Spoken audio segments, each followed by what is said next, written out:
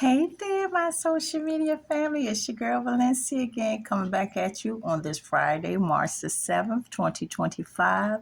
I had to come to y'all with the good news. I'm just so excited. I just can't even contain myself because of the fact that I've gotten all my news reports and I've done my research to make sure that all this is verified information, that the person in Detroit, Michigan, with the initials JB, which is the alleged perpetrator in the Naziah Harris case, the 13-year-old young lady that was impregnated by her aunt's baby daddy of 5 children, who apparently got impregnated by her aunt's boyfriend, baby daddy, whatever we want to call it.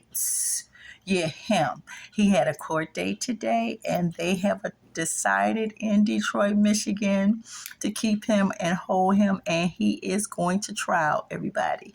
He's going to trial, which I feel is I'm just so ecstatic about it because I know all too well how hard it is for these cases to move forward the way this case is moving forward in Detroit, Michigan, without the remains of the person.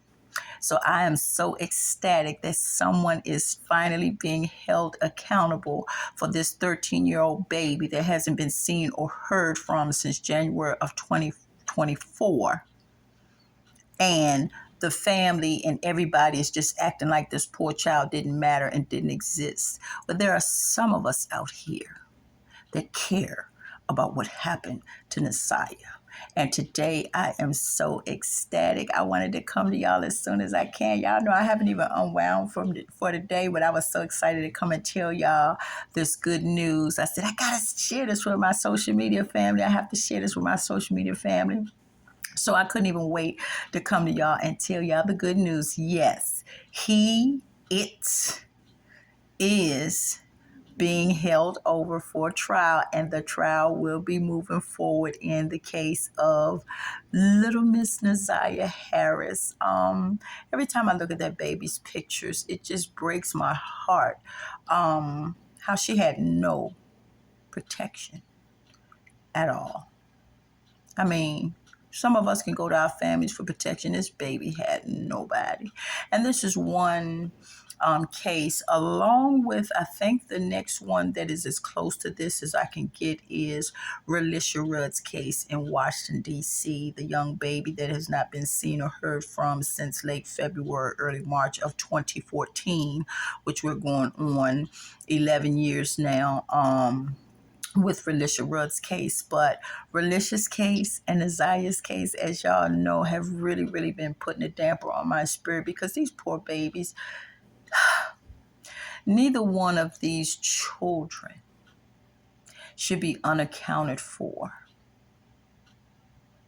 They should not be unaccounted for. Somebody has to pay the price, first of all, because these children are unaccounted for. They're children.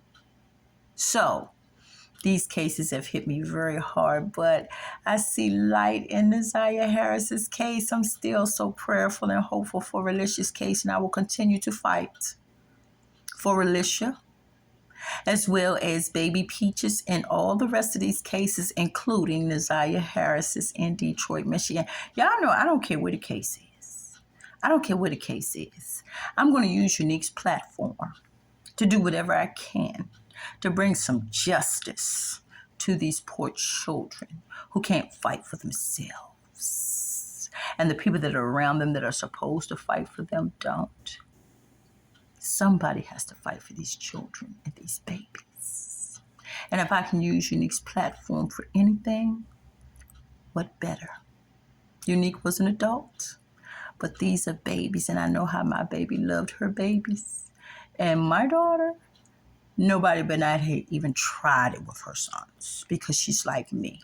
Nobody should have ever had to try it with my children. And I thank God that I've never had to fight these battles with my children or grandchildren at young ages, because I just am at a loss for words as to how that would have even turned out, y'all.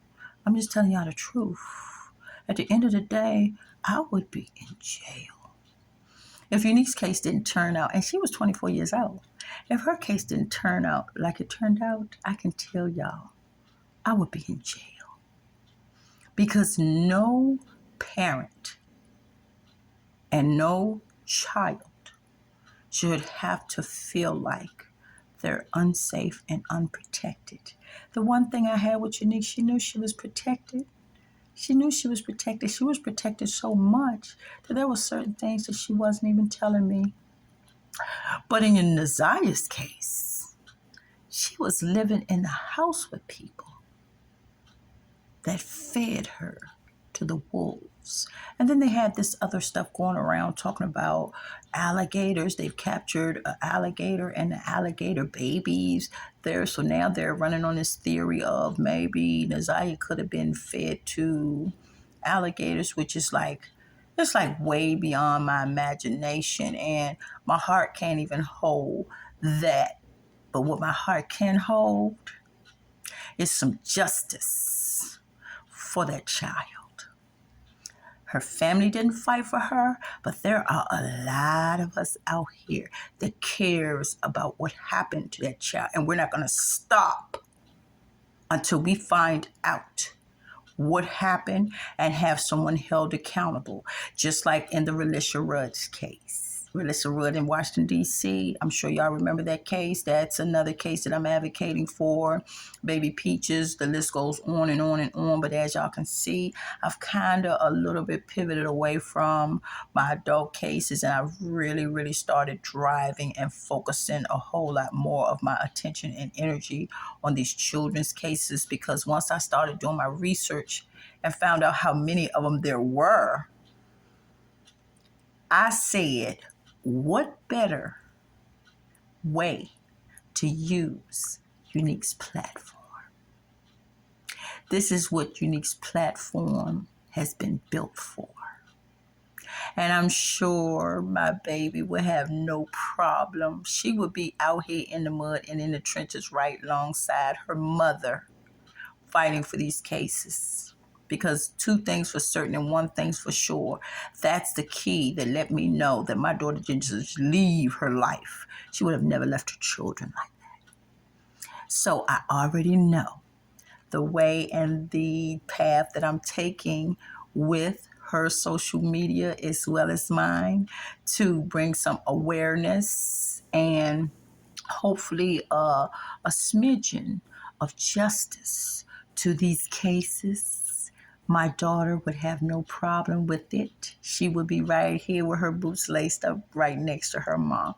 That's just the way Unique Raquel Leona Harris is and was.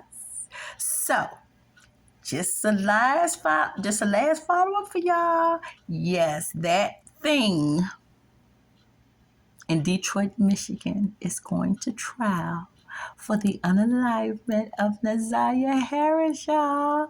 I hope this makes y'all weekend. I hope everybody has a safe and blessed weekend. I'm not sure because my weekend is like super crazy.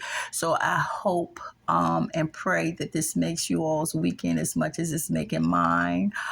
Because I was a little bit nervous. I know how these cases can be without remains, because as you all already know, I'm still, in my search for Unique's remains.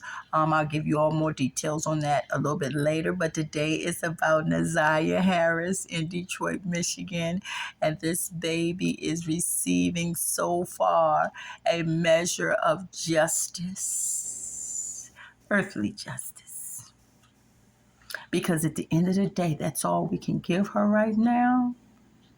So I am more than happy to help in a small way to stand in the gap for this child. That's why I couldn't wait to come to y'all and tell y'all, because I got a lot of positive and good feedback as far as Nazaya Harris's case in Detroit, Michigan. So I know I'm not the only one that's ecstatic today, and I wanted to come and share with anybody that hasn't, heard the good news yet. Yes, that thing is going on trial for Nazaya Harris. Yes. And y'all know I'll be back with y'all for some more updates later. Talk to y'all. Bye. Have a safe and blessed weekend, everyone. Love you guys. Love you back. Have a safe and blessed weekend. Bye.